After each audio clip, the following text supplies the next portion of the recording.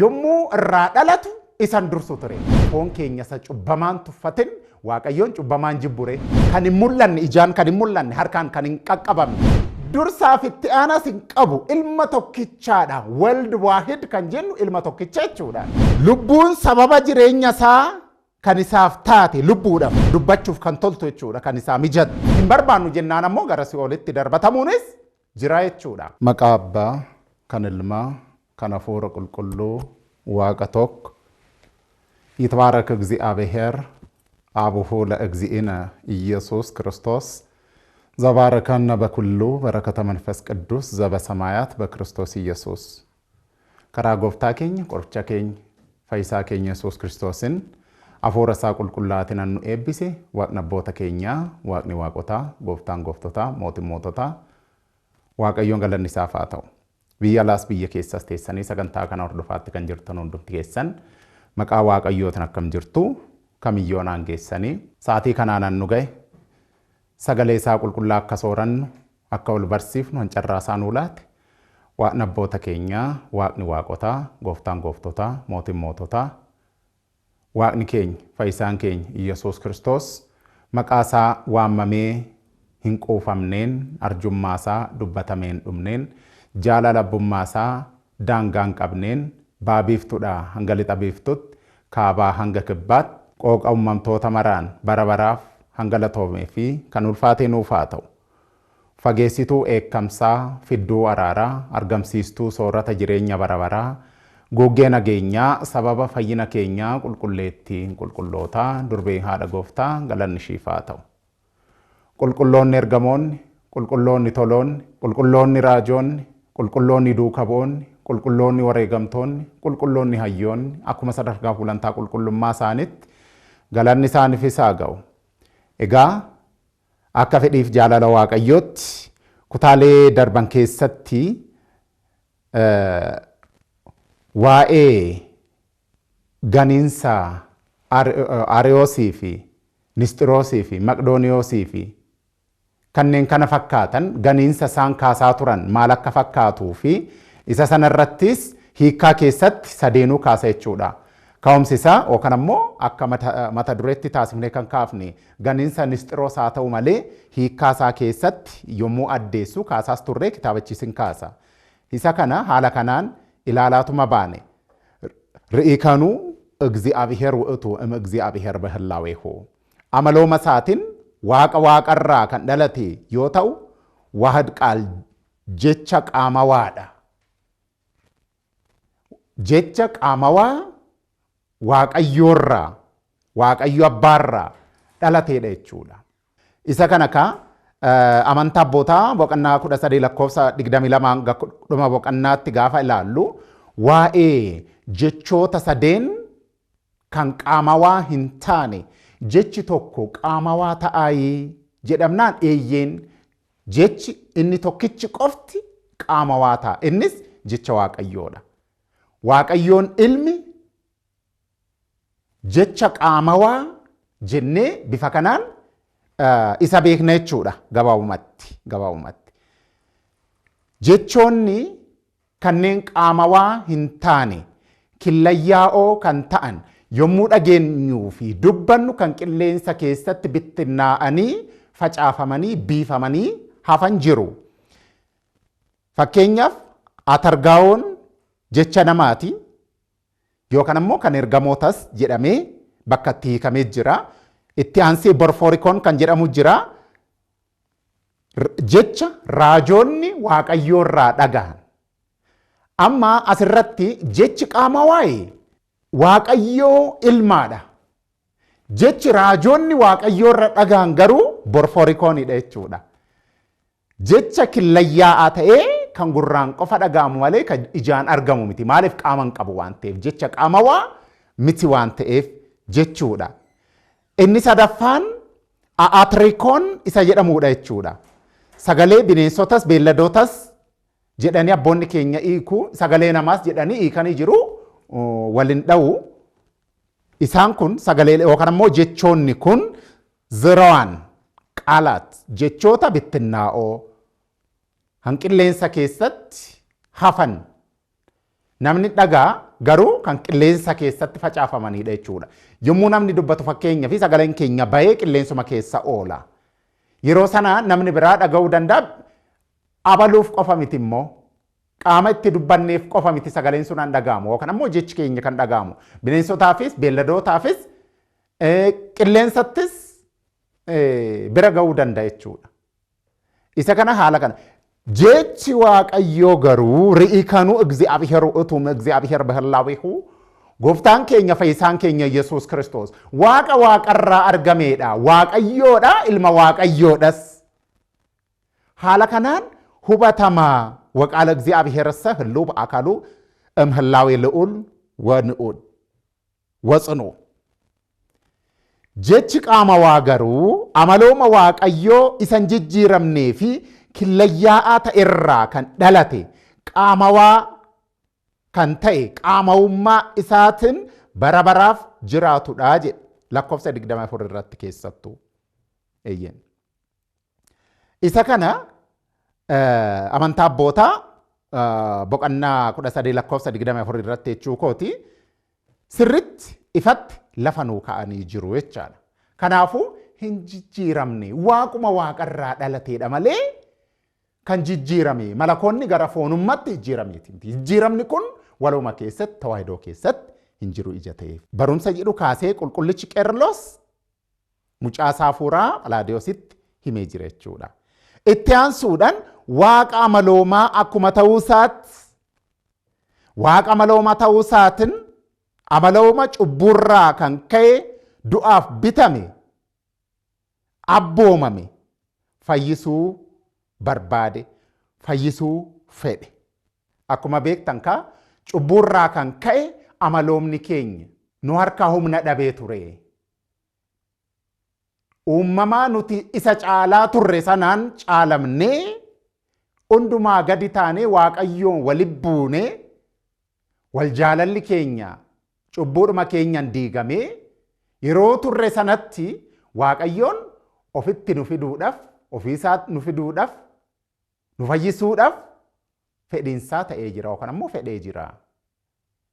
Ergaa jedhu dabarsee jira jechuudha. Qulqullichi Qeerloos mucaa Saafuuraa Phalaadiyoosiif jechuudha. Egaa isa kana gaafa ilaallu abboonni keenya waa'ee iccitii namoomaa waa'ee misxira siggaawee yookaan ammoo waa'ee foonummaa yookaan namoomaa akkasumas iccitii tawaahidoo yookaan ammoo waloomaa kaastee sirritti barsiisaa turte sanaa hayyoonni immoo bifa kanaan uummata hubachiisaa jiraatanii jiru jechaadha. Kana isa fayyisuu barbaadee ture amalooma isaa kufee ture sana kaasuu fi barbaadee ture. Sababa kanaaf maal godhe jechaadha. ወያግብኦ ውስተ ዘቀዳሚ እንቲአሁ ረሰዮ ኪያሃ ስጋ እንተ እምአዳም ፎን አመሎማ አዳም እራ አርገሜን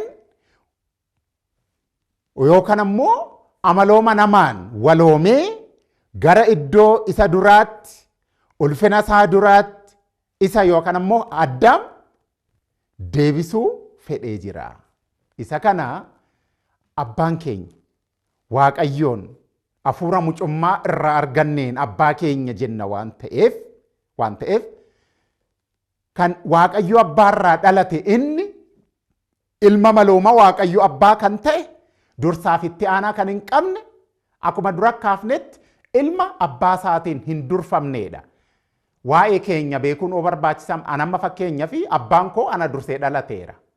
Abbaan nama kamuu mucaasa dursee dhalateera. Haati nama kamuu mucaashee dursitee dhalatteetti. Kun beekamaadha. Gara dhalachuu waaqayyo ilmaa waaqayyo abbaarraa dhalateetti yeroo dachaanu garuu yommuu irraa dhalatu isan dursu ture. Baay'ee kan nama ajaa'ibu isa kanadha jechuudha. Isa kanadha. Ilma abbaa isaatiin hin durfamne. Ilma abbaa isaatti aanee kan hin argamne.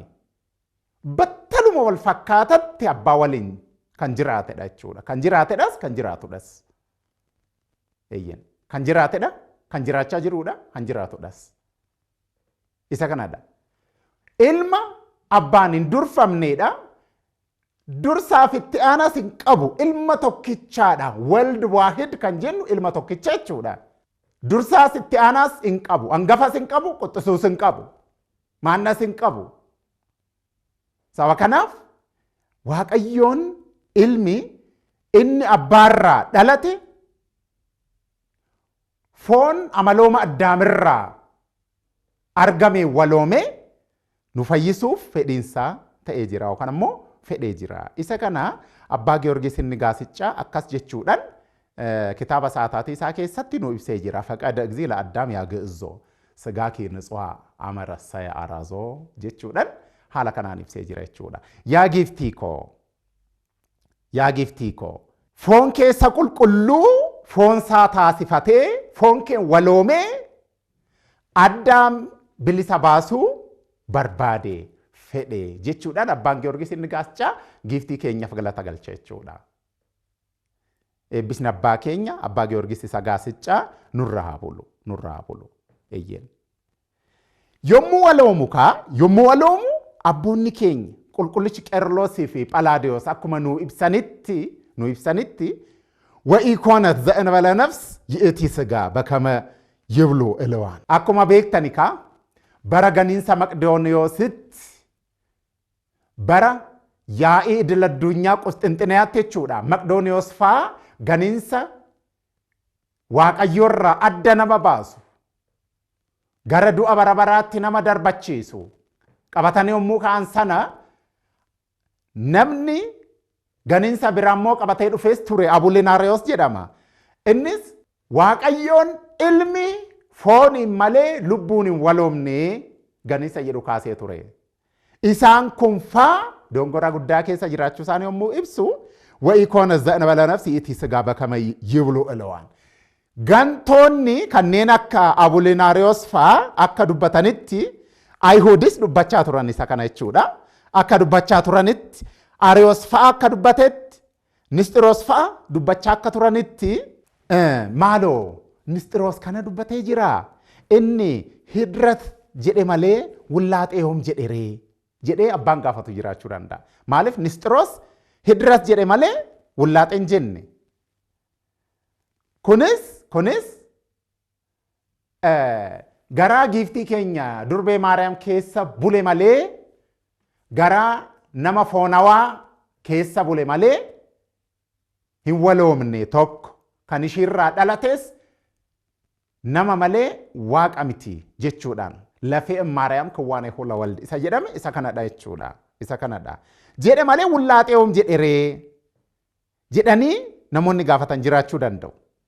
Garuu hidratiidha jennaan gara wullaaxeetti dirqamaan isa geessa jechuudha. Maaliif hoo jenne qabxiilee lamaan tokko laalla. Tokko hidrat jechuun foon akka korojoo taasifatee Daawiti beektu. Daawiti isa kadhannaaf fayyadamnu jechuudha.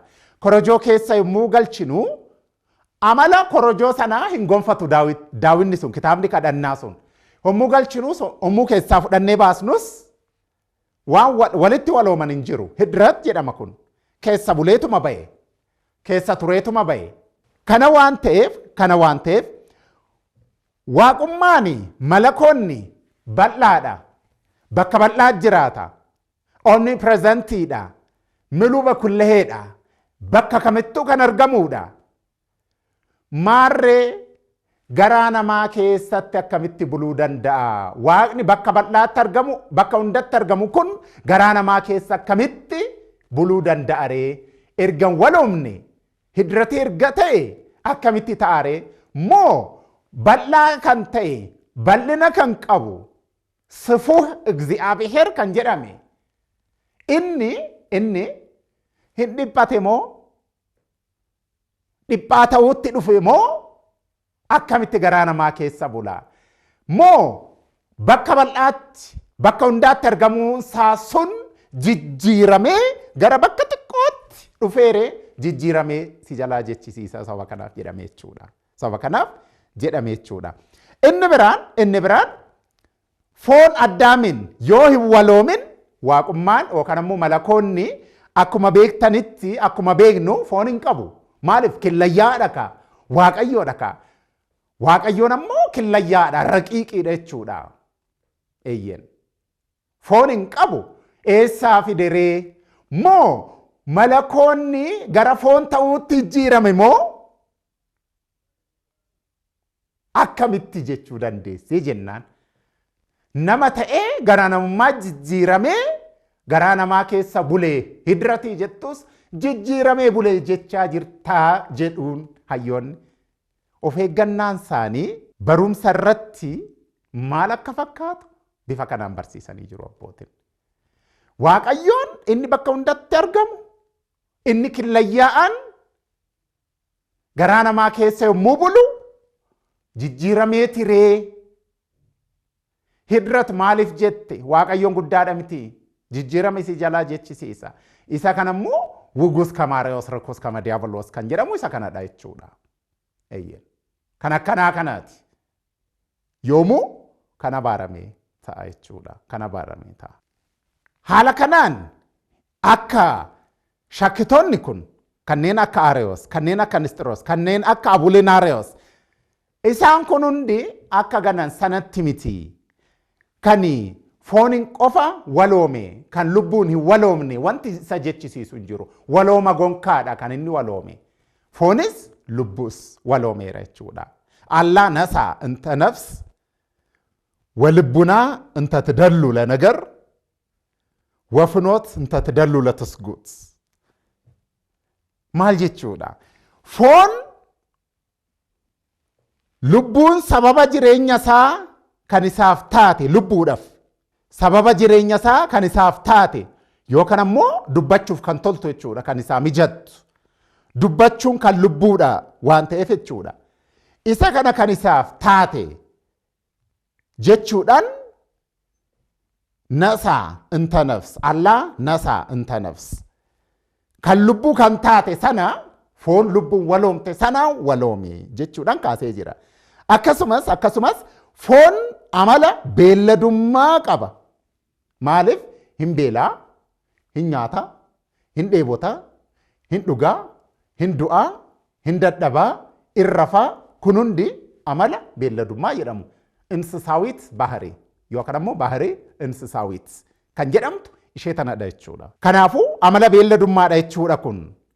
Ni diigama, ni tortora, lubbuun du'uu baatus fooniin garuu ni du'a.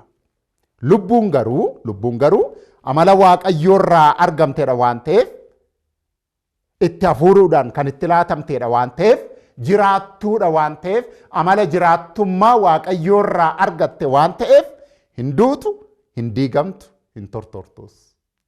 Sababa kanaaf maal taate jechuudha? Lubbuun sun oduma fooni waloomtee jirtu sana foonuma gonkaadha kan inni waloome malee foon addatti baasee lubbuun qofa miti kan inni waloome jechuudha. Kanaafuu isa kana beekuun barbaachisaadha abboonni keenya kan jechaa jiran. Akkasumas abboonni keenya bifa baay'eetiin yaada kana ibsanii lafa kaa'anii jiru jechuudha. Fayyisee jira jechuufis ibsa kana fayyadamu jechaadha. Isa kana akkamitti fayyiseeree? Akkamitti fayyiseeree? Fooniin waloome foon fayyiseera. Lubbuun waloome immoo lubbuu fayyiseera. Kana immoo jennu fooniif lubbuun waloome nama fooniif lubbuurraa uumame yookaan ammoo amala fooniif amala lubbuu qabu sana sakufee ture ol qabeera kaaseera. Isa du'ee ture jiraataa taasiseera. Isa humna dhabee ture humneessaa taasiseera. Isa waaqayyoorraa adda ba'e gartuu ergamootarraa adda ba'ee ture sana gartuu ergamootatti maatii waaqayyoo deebisee jira. Nuti keessummoota miti, baqattootas miti, qubattootas miti. Allah ሰባ ሀገሪቶሙ ለቅዱሳን ወሰባ ቤቱ ለእግዚአብሔር ቁልቁሎታ ወሊን ነማ ብየ waaqayyooti malee waaqayyoofis miseensa maatii waaqayyoodha malee jechuudhaan haala kanaan dubbata kitaabni qulqulluu jechaadha. Ikonna nagda sababa kanaaf bifa kana yeedaleessina jechuudha. Isa kana fooni waloome maal fayyisee jira? Foon fayyisee jira. Lubbuun waloome immoo lubbuu fayyisee jira. Akka walii galaatti yommuu ilaallu immoo nama ta'uu isaatiin nama fayyisee jira. Yeroo namni dhukkubbii isaatirraa aangoo dhabinsa isaatirraa of baraaruu yeroo dadhabetti Waaqayyoon nama ta'ee nama baraaree jira, nama jabeessee jira, nama fayyisee jira, nama isa kufee jiru sana ol qabee jira, gara ulfina isaa isa duraatti isa deebisee jira. Inumayyuu ulfina isa caalutti isa fideera jechuudha.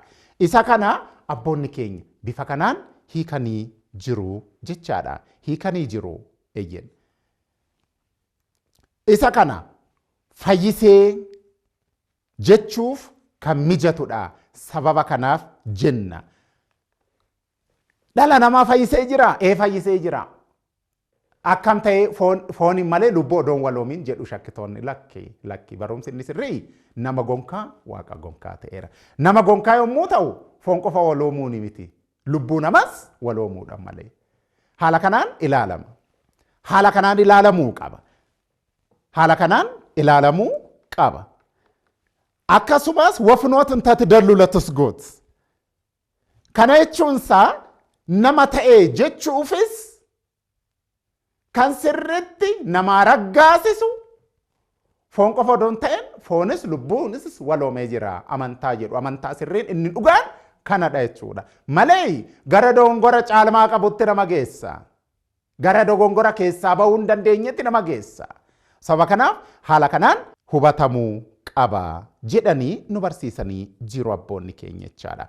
Itti aansuudhaan lakkoofsa 7 irratti boqonnaa 5 lakkoofsa 7 irratti Iyyaastahamiiqoo inta kamaana lidata tawalda haala dhalachuu keenya odoo hin tuffatin hin salphisin nurraa dhalatee jira jedha. Odoo nun tuffatin nu kabajee diinota isaa turre barra. Akkuma ergaa Roomee boqonnaa 5 lakkoofsa 10 irratti argamu diina isaa akka turre ibsee jira. Garuu odoo nuti isan jaalateen nu jaalatee dhufee. Odoo isan filatin nu filatee dhufee. Filatamuu keenyaaf sababa tokko illee hin qabu. Jaalala ta'uu Waaqayyoon ala. Waaqayyoon jaalala waan ta'eef qofa malee gumaachi nuti gumaachin hin jiru fayyina keenyaaf jechuudha. Yeroo sana humni keenya hin danda'u ture jechuudha. Garuu kakuu haaraa keessattoo karaan fayyinaa nu saaqamtee jirti Waaqayyoon nu fayyiseera jechuun daandii fayyisaa nu banee jira. Hulaa fayyinaas nu saaqee jira waan ta'eef hulaa sana keessa hulaa qulqullummaa sana keessa seenanii jiraachuun ammoo itti gaafatamummaa keenyadha. Amma fayyina waliigalaa gooftaan nu laateen booda erga nu laate booda qooda fudhannaan keenya sutaafeen keenya gaabbii galuun cubburraa fagaachuun fooniif dhiiga isaa fudhachuun sooma sagada kadhannaa fi gochaawwan hafuuraatti cimuun gahee keenya hin barbaannu jennaan ammoo gara si'oolitti darbatamuunis jira jechuudha. Jira.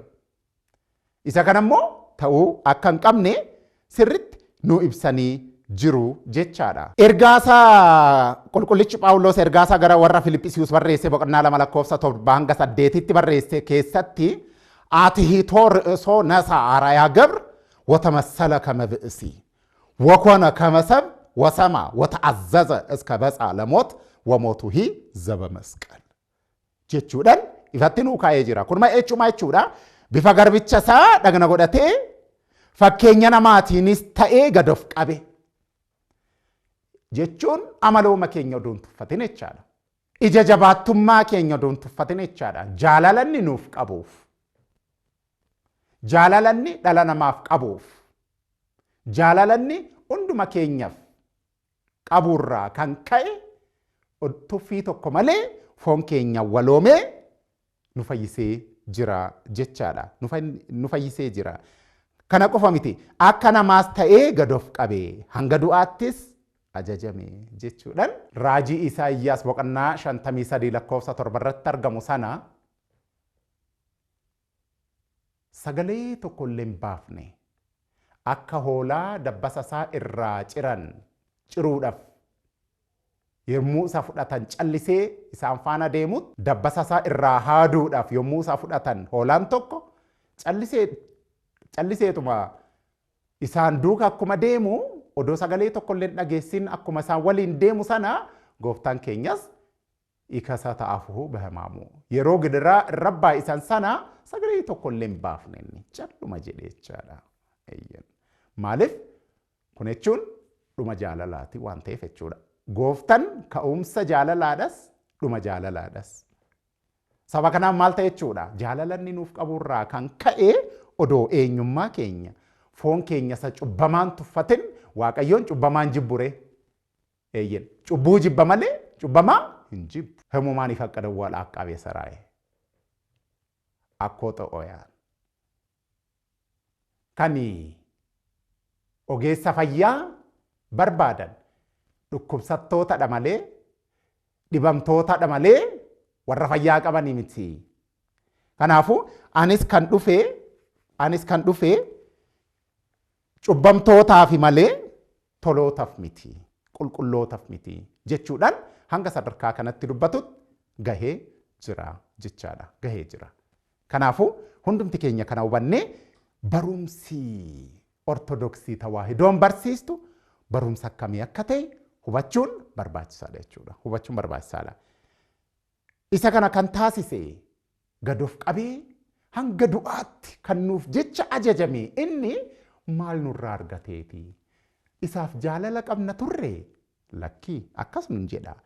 Inza tsaroo nihna ለእግዚአብሔር ተሳሃለነ በሞተ ወልዱ waaqayyoodhaaf isaaf jechuudha. Diinota isaa taanii odoo jirru mucaasaa amaloomaa kan ta'e Kiristoos Yesuusin nu fayyisee du'a isaatiin du'aaf isa dabarsee kennee du'a Kiristoosiitiin fayyinee jirra jechuudha.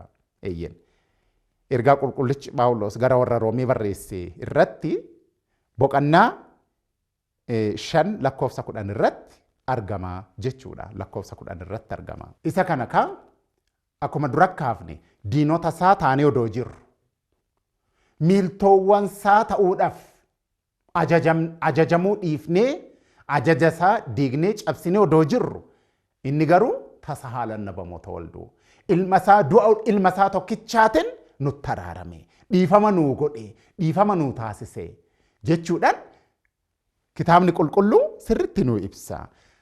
Dhalachuu isaa kanas giifti keenyarraa dhalachuudhaan taasisee jira jechuudha. Giifti keenyarraa dhalachuudhaan taasisee jira. Eeyyeen. Itti aansuudhaan akkas nuun jedha. Nabiroo zaw'atu qadaamii bamalakotu. Inni durmayyuu kan barootaan hin daangeffamne kan barri isan dursine inumayyuu kan inni bara dursu ta'ee odoo jiru inni kan baroota dursu ta'ee odoo jiru gooftummaa isaarraa odoo hanqatin ni dhalate jechuudhaan barsiisee jira. Watawalda banakaraa basgaa imba'isiit. Dhalachuu ajaa'ibsiisaatiin dubartii irraa dhalate yommuu hiiknu immoo durbarraa dhalate. Durba kan jedhamte eenyudha? Imba'isiit kan jedhamte giifti keenyadha. Giifti keenyarraa dhalate jechuudhaan sirriitti nu barsiisa jechuudha. Sirriitti nu barsiisa. Ifa galeessaadhaan nu barsiisa jechaadha. ኢተክህለ በካልእ እምዘ አምላክ ውእቱ በህላዌሁ በአካሉ ኢሰ ከነ አመሎምኒ ኢሳ አመሎመ ዋቀዮ ተኤ ኦዶ ጅሩ አንጎን ኢሳ አንጎ ዋቀዮ ተኤ ኦዶ ጅሩ በአርአያ ዚአነ ያስተርኢ ኢሰ ከነ ወሎሙራ ከራ አደ ተኤን bulmaataadhaan hidratiidhaan foon namaa waloomuudhaaf hin dhufne hin waloomnes jechuudhaan ifa galeessaadhaan nutti dubbatee jira jechuudha. Ba'ar'aayaa zi'aana yaastar'i lazaba midr. Addunyaa kana keessa namoota jirruuf nuyiif mul'achuudhaaf odoo hidratii ta'ee sirritti fayyina dhugaa hin argannu turre. Maaliif kan inni taasise hundi dhugaadha waan ta'eef wanta taasise wanta inni nuuf taasise sana keessa qabxiin tokko hanqannaan fayyinni keenyas ni hanqata jechuudha. Ni hanqata. Kanaafuu isa kana nu barsiisanii jiru. Eeyyen inni kan hin qaqqabamne kan hin mul'anne ijaan kan hin mul'anne harkaan kan hin qaqqabamne inni foon keenyan waloomee jira.